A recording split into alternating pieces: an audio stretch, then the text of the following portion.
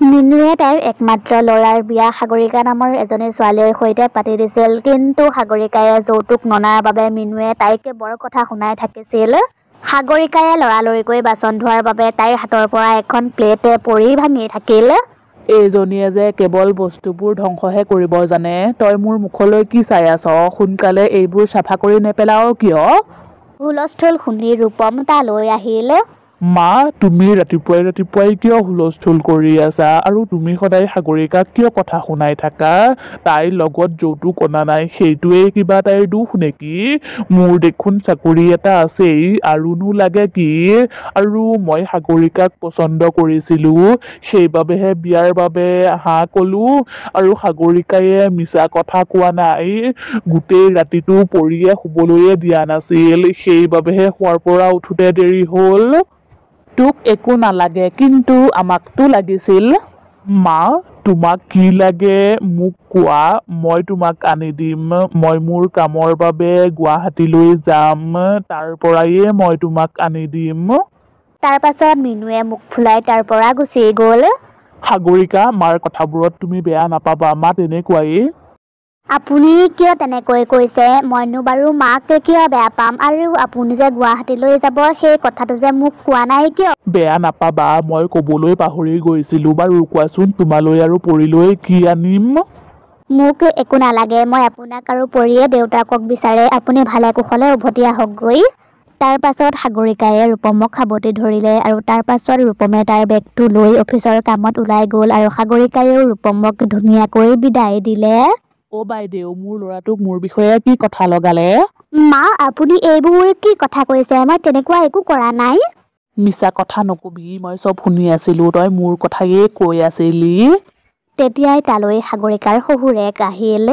মিনু, তুমিয়েই তাইক মূৰৰ ওপৰত উঠালা, সেইবাবেই তাই তোমাৰ কথা নুশুনা হ'ল। অ, তেনেকুৱা কথা নেকি? ঐ ছোৱালী, তই তোৰ কাপোৰ কানিৰ টোপোলাটো বান্ধ আৰু ইয়াৰ পৰা যাগৈ।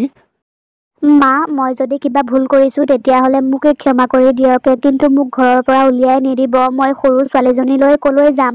ভুল তোৰ হোৱা নাই, ভুল আমাৰ হৈছে। তোক এইখন ঘৰলৈ বোৱাৰী কৰি আনি আমি ভাবিছিলো তোক এইখন ঘৰলৈ বোৱাৰী কৰি আনিলে আমি বহুত বস্তু পাম, কিন্তু আমি ভবা মতে একোৱেই নহ'ল। মিনু আৰু গগনে সাগৰিকাৰ এটাও কথা নুশুনিলে আৰু তাইৰ কাপোৰৰ বেগটো দি তাইক ঘৰৰ পৰা উলিয়াই দিলে। আৰু তেতিয়া বহুত বৰষুণো দি আছিল। মই ৰূপমক এৰি থৈ কলৈকো নাযাওঁ, মই তেওঁক বৰ ভাল পাওঁ। তেওঁ আহিলে মই ইয়ালৈ আকৌ উভতি আহিম, কিন্তু এতিয়া মই ছোৱালীজনীক লৈ কলৈ যাওঁ? ইমান বৰষুণ দি আছে, মাৰ ঘৰলৈও যাব নোৱাৰো। মাহঁতে এইবোৰ কথা গম পালে তেওঁলোকে মনত বৰ দুখ পাব।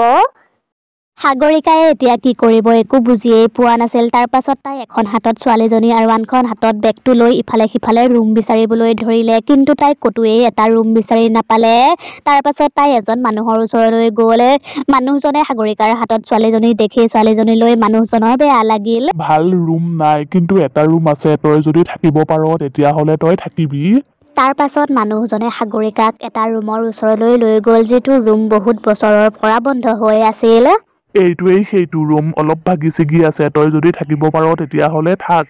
হ'ব দাদা, এনেকুৱা ৰুম হ'লেও হ'ব, মই থাকিম। তই তোৰ ছোৱালীজনীৰ সৈতে ইয়াত আৰামত থাক। তোক যদি কিবা বস্তুৰ প্ৰয়োজন হয় তেতিয়াহ'লে তই মোক কবি। ধন্যবাদ দাদা। সেইখিনি কৈ মানুহজন গুচি গ'ল আৰু সাগৰিকায়ে সেই ৰুমটোৰ দুৱাৰখন যেনে তেনে খুলিলে আৰু ভিতৰলৈ সোমাই গ'ল। ভিতৰলৈ গৈ তাই আচৰিত হৈ গ'ল, কাৰণ সেইটো ৰুম নহয়, এটা শৌচালয় আছিল, যিটো বহুত বছৰৰ পৰা বন্ধ হৈ আছিল আৰু চাৰিওফালে মকৰা জাল আৰু ধূলিৰে ভৰি আছিল। একো কথা নাই, মই ইয়াতেই যেনে তেনে থাকিব লাগিব। সাগৰিকায়ে তাইৰ সোণৰ আঙুঠিটো বিক্ৰী কৰি তাইৰ প্ৰয়োজনীয় বস্তুবোৰ কিনি আনিলে। প্ৰয়োজনীয় বস্তুবোৰ বাৰু কিনি আনিলো, কিন্তু এইকেইটা বস্তুৰে মই কিমান দিন চলিম? মই কিবা এটা কাম কৰিব লাগিব। পিছদিনাৰ পৰাই সাগৰিকায়ে মূৰত উৰণিখন লৈ কামৰ সন্ধানত ওলাই গ'ল, যাতে তাইক কোনেও চিনি নাপায়। সিফালে ঘৰত মিনু আৰু গগনে আৰামত খাদ্য খাই আছিল। তেতিয়াই ৰূপমে ফোন কৰিলে। ৰূপম, তুমি কোৱাচোন, তোমাৰ খবৰ কেনেকুৱা? আৰু তুমি ঘৰলৈ কেতিয়া আহিবা?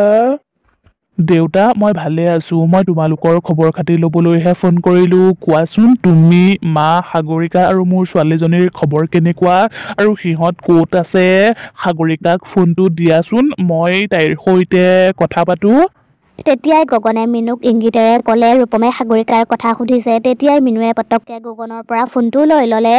ৰূপম মাৰৰ লগতো কথা পাত। মা তোমাৰ খবৰ ভালনে আৰু তোমাৰ গাটো ঠিকে আছে নহয় মই তোমালোকক এটা কথা কওঁ মই ইয়াত কিমান দিন থাকিবলগীয়া হয় একো ঠিক নাই সেইবাবে মই ভাবিছোঁ মই তোমালোককো ইয়ালৈ লৈ আহোঁ তেতিয়া মই তোমালোকৰ লগতো থকা হ'ব আৰু মোৰ কামো হৈ থাকিব বাৰু মা মই তোমাৰ লগত বহুত সময় কথা পাতিলোঁ এতিয়া ফোনটো সাগৰিকাক দিয়াচোন মই তাইক এই কথাটো কওঁ সাগৰিকা তাই নাই নহয় বজাৰলৈ গৈছে শাক পাচলি আনিবলৈ তাই আহিলে বাৰু মই তোমালৈ ফোন কৰিম ঠিক আছে তেতিয়াহ'লে মই এতিয়া ফোন ৰাখোঁ মিনু আজি বাৰু তুমি ফাঁকি দিলা কিন্তু আগলৈ তুমি কি কৰিবা সদায়তো এনেকৈয়ে নচলিব আপুনি সেইবোৰ একো চিন্তা কৰিব নালাগে মই সকলোবোৰ ভাবি থৈছোঁ ৰূপম যেতিয়া ঘৰলৈ আহিব তেতিয়া মই তাক কৈ দিম সাগৰিকা ঘৰৰ পৰা পলাল সিফালে সাগৰিকায়ে কোলাত কেঁচুৱাজনী লৈয়ে কাম বিচাৰি ফুৰিছিল কিন্তু তাই ক'তোৱে একো কাম বিচাৰি পোৱা নাছিল ভাগৰি জুগৰি তাই সেই ৰুমটোলৈকে উভতি আহিলে আৰু খাদ্য খাবলৈ লওঁতেই তাইৰ ৰূপমলৈ মনত পৰিল আৰু তাইক খাদ্যখিনি থৈ কান্দিবলৈ ধৰিলে আপুনি কেতিয়া আহিব বাৰু মোৰ আপোনালৈ বহুত মনত পৰিছে পিছদিনাও সাগৰিকায়ে কাম বিচাৰি ওলাই গৈছিল কিন্তু সেইদিনাও তাই ক'তোৱেই একো কাম বিচাৰি নাপালে তাই যেতিয়া উভতি আহি আছিল তেতিয়াই তাই এখন ধাবা দেখিলে এই ধাবাখনত সুধি চাওঁগৈচোন কিজানি কাম এটা পায়েই যাওঁ সাগৰিকা ধাবাখনৰ ভিতৰলৈ সোমাই গ'ল আৰু মালিকজনক কামৰ কথা সুধিলে দাদা মই বাৰু ইয়াত এটা কাম পাম নেকি মোৰ কাম এটাৰ বৰ প্ৰয়োজন হৈ আছে যি কাম হ'লেও মই কৰিম সাগৰিকাৰ কথা শুনি মানুহজনে ভাবিবলৈ ধৰিলে নিশ্চয় এই মানুহগৰাকী বহুত দুখীয়া আৰু কোলাতে কেঁচুৱাজনীও লৈ আছে আৰু কাপোৰো ফটা চিটা পিন্ধি আছে কেঁচুৱাজনীৰ কোলাত লৈ আপুনি কেনেকৈ কাম কৰিব আপুনি সেইবোৰ একো চিন্তা নকৰিব মানুহজনে সাগৰিকাক কামত ৰাখিলে এই ধাবাখনত বাচন ধুব লাগিব পাৰিব কৰিবলৈ হয় পাৰিম সাগৰিকায়ে সেই ধাবাখনত বাচন ধোৱাৰ কাম কৰিবলৈ ধৰিলে আৰু সেইমতেই তাইক পইচা দিলে আৰু ধাবাখনত খোৱা বস্তু থাকি গ'লে সাগৰিকাক খাবলৈ দি দিয়ে আৰু তেনেকৈয়ে কিছুদিন পাৰ হৈ গ'ল এদিন সাগৰিকায়ে কাম শেষ কৰি ঘৰলৈ আহি আছিল আৰু তাইৰ মুখখন উৰণিৰে ঢাকি আহিছিল আৰু এখন হাতত ছোৱালীজনী লৈ আহিছিল আৰু আনখন হাতত এটা বেগত বস্তু লৈ আহিছিল তাই আহি থাকোঁতে এজন মানুহক খুন্দিয়াই দিলেহি আৰু খুন্দিওৱা মানুহজন অন্য কোনো নাছিল ৰূপম আছিল ক্ষমা কৰিব দেই হ'ব একো নাই ক্ষমা খুজিব নালাগে মাতটো শুনি ৰূপম আচৰিত হৈ গ'ল মাতটো দেখোন সাগৰিকাৰ নিচিনা লাগিছে আপুনি কোন হয় আৰু কলৈ যাব সাগৰিকায়েও ৰূপমৰ মাতটো শুনি উৰণিখন আঁতৰাই দিলে আৰু ৰূপমক সাবতি ধৰি কান্দিবলৈ ধৰিলে সাগৰিকায়ে ৰূপমক সকলোবোৰ কথা ক'লে কেনেকৈ মাক দেউতাকে তাইক ঘৰৰ পৰা উলিয়াই দিলে সেইবাবেই সেইদিনা মায়ে তোমাৰ সৈতে কথা পতাই দিয়া নাছিল বাৰু কোৱাচোন ইমান দিনে তুমি ছোৱালীজনীৰ সৈতে ক'ত আছিলা সাগৰিকায়ে ৰূপমক সেই ঠাইলৈ লৈ গ'ল য'ত তাই ইমান দিনে আছিল সাগৰিকা তুমি ইয়াত আছিলা ইমান লেতেৰা ৰুমটোত সাগৰিকা তুমি মোক ক্ষমা কৰি দিবা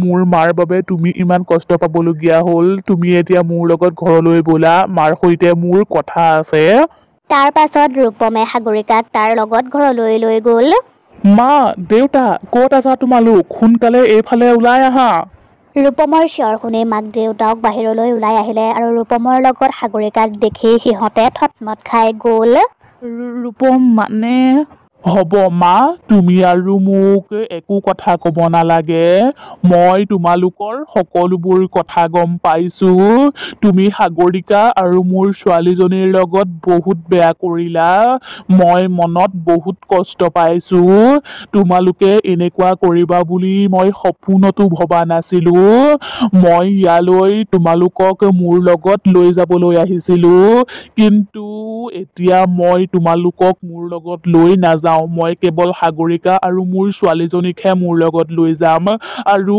মই ইয়ালৈ কেতিয়াও নাহোঁ সেইখিনি কৈ ৰূপমে সাগৰিকা আৰু তাইৰ ছোৱালীজনীক লৈ তাৰ পৰা গুচি গ'ল